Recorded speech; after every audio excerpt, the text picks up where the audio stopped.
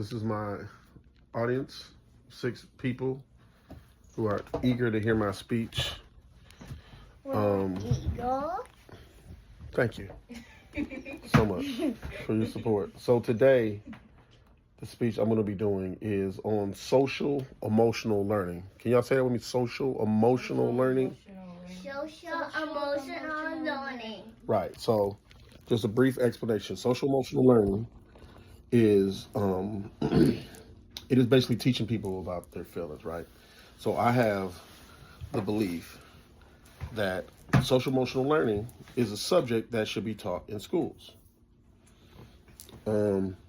So particularly, I'm going to say in middle school. I know most of you guys are in elementary school, so you guys aren't in middle school, but you guys are in classrooms.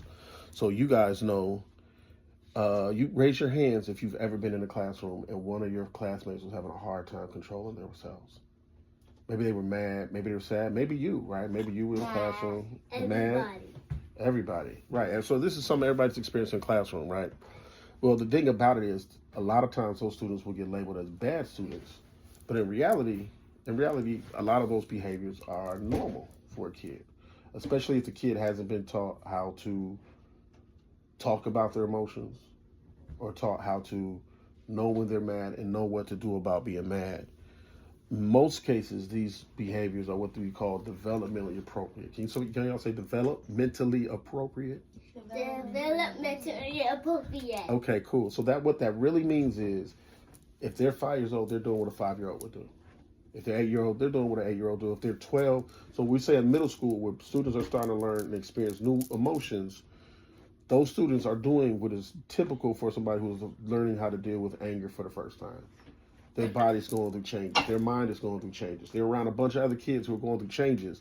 So it is incredibly important that during that time, as they're going through all of those changes, that we teach them about those physical and those emotional changes that their body and their minds are going through.